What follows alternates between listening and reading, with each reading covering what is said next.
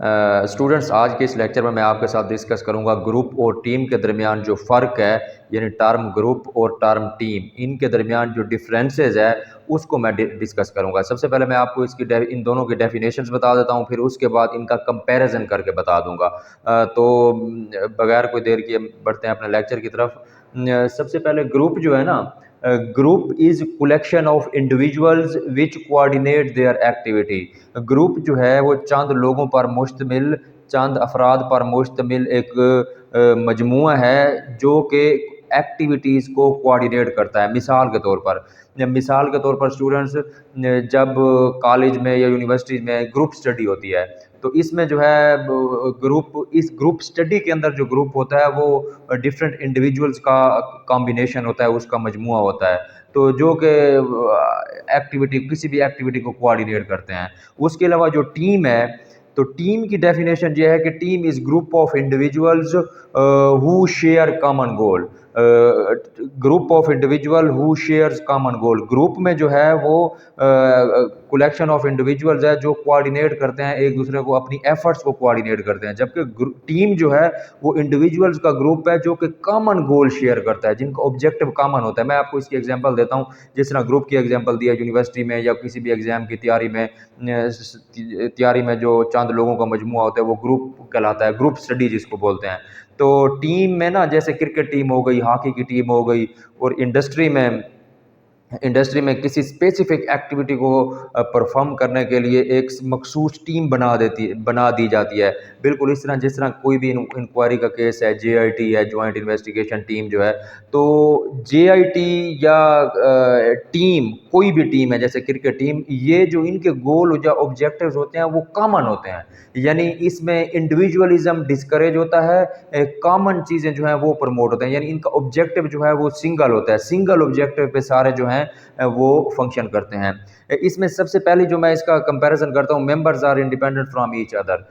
Group में जो है मेंबर्स बिल्कुल एक दूसरे से इंडिपेंडेंट होते हैं। ग्रुप में इंडिविजुअल एक दूसरे के रिस्पॉन्सिबल नहीं होते, इंडिपेंडेंट होते हैं। मिसाल के तौर पर मैं अगर आपके साथ डिस्कस करूँ कि ग्रुप स्टडी है, तो उसमें हर बंदा इंडिपेंडेंट है। उनकी ग्रुप की कोलैबोरेशन सिर्फ इतनी है कि वो एक दूसरे के साथ कोऑर्डिनेट करेंगे, कुछ डाटा उसने सर्च कर लिया, कुछ दूसरे ने, कुछ तीसरे ने, इस तरह डाटा जो है या स्टडी मटेरियल जो है वो इकट्ठा करते हैं, लेकिन तैयारी हर बंदा अपनी इंडिविजुअल करता है। इस तरह नहीं होता कि मैं अगर पास होऊंगा तो मेरे लिए ये ज़रूरी है कि फ़लाँ बंदा भी मेरे ग्रुप का पास हो। तो इसमें इंडिविजुअल जो होते हैं वो एक दूसरे के साथ एक दूसरे से इंडिपेंडेंट होते हैं।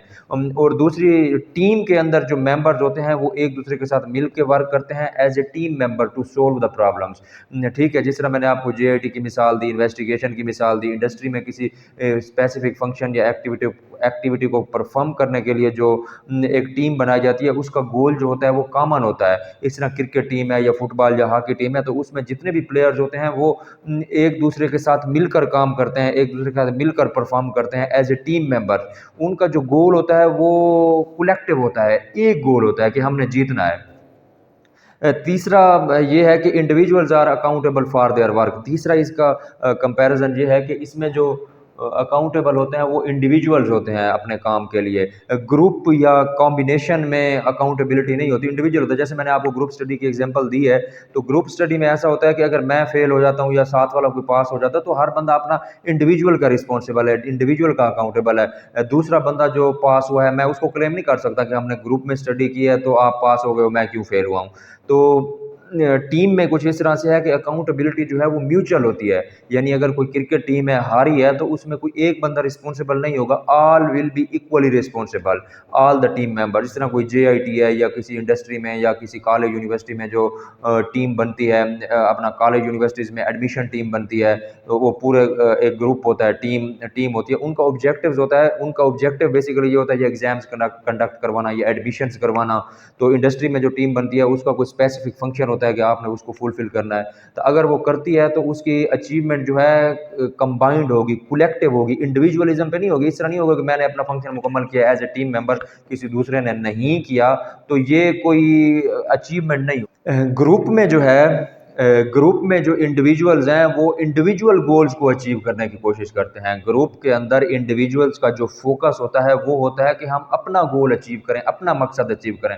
फिर मैं आपको वही एग्जांपल दूंगा जैसा कि मैंने अभी आपको बताया ग्रुप स्टडी वाली, तो उसमें हर बंदे का ऑब्जेक्टिव होता है कि वो अपना गोल अचीव करे, जबकि टीम के अंदर मेंबर्स जो होते हैं वो work closely and focus on achieving share goal. उनका गोल, टीम का गोल शेयर होता है, जैसा कि जेआईटी हो गई, या कोई इन्वेस्टिगेशन टीम हो गई, किसी क्रिमिनल को केस करने वाली टीम हो गई, किसी इंडस्ट्री में, जैसा मैं आपको बार बार डिस्कस कर रहा हूँ, या क्रिकेट टीम या कोई भी ऐसी टीम हो गई, तो उनका जो गोल है वो अचीव करते हैं, शेयर्ड गोल अचीव करते हैं। तो उसके बाद जो ग्रुप के अंदर कोई इंडिविजुअल, एक अगर इंडिविजुअल सक्सेस है तो दूसरा फेल हो सकता है, एक फेल है तो दूसरा सक्सेस हो सकता है। तो इसमें कोई इस तरह की रिस्ट्रिक्शन नहीं है।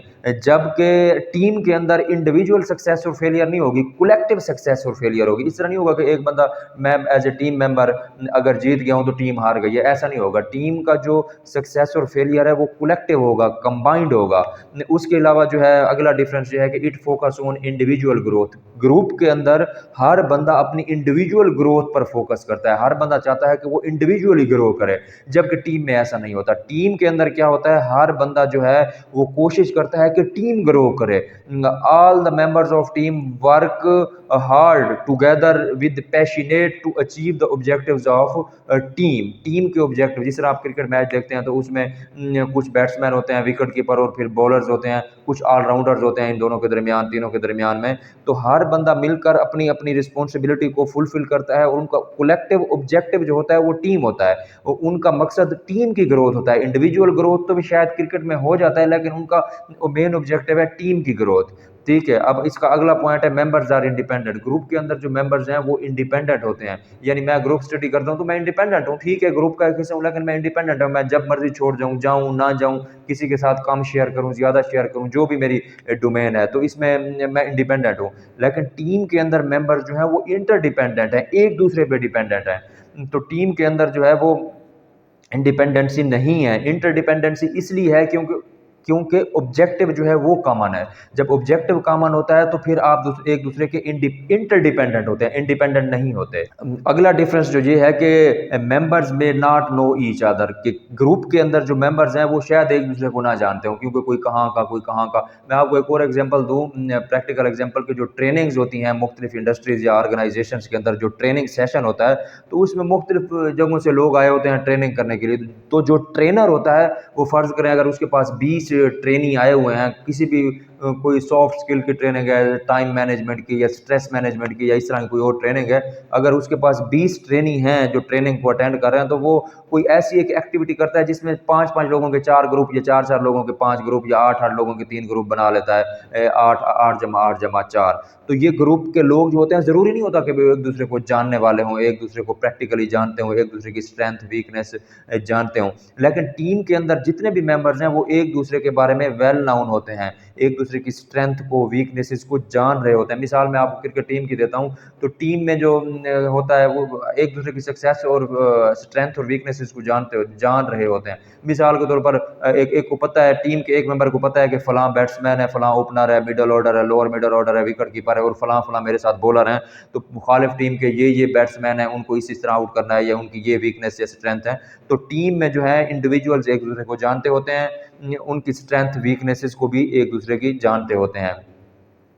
ग्रुप के अंदर जो है roles and responsibility is not clearly defined. Group में जो रोल्स एंड रिस्पॉन्सिबिलिटी होती है ग्रुप मेंबर्स की, वो क्लियरली डिफाइंड नहीं होती, ठीक है। जबकि टीम के मुकाबले, टीम के अंदर लोगों की या इंडिविजुअल्स जो होते हैं टीम में, उनकी रोल्स और रिस्पॉन्सिबिलिटी जो है वो क्लियरली डिफाइंड होती है।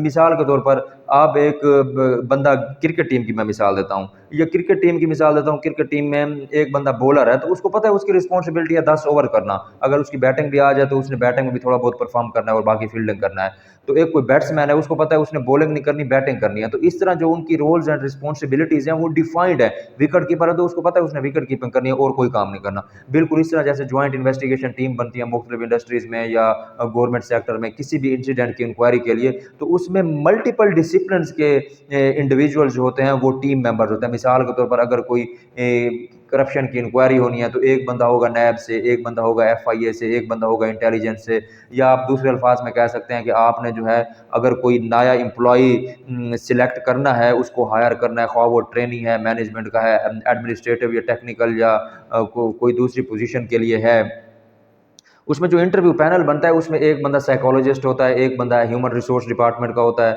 एक बंदा जो है वो टेक्निकल एक्सपर्ट होता है। तो सब लोगों की ना रोल्स एंड रिस्पॉन्सिबिलिटीज जो है वो डिफाइन होती है कि एचआर के लोग ने उसकी पर्सनैलिटी को जज करना है, साइकोलॉजिस्ट ने उसकी साइकी को जज करना है, जो टेक्निकल एक्सपर्ट बंदा होता है उसने टेक्निकली क्वेश्चन करके उसको उस अगर टेक्निकल फील्ड से है इंडिविजुअल तो उसकी टेक्निकल स्ट्रेंथ और उसकी काबिलियत को जांचना होता है।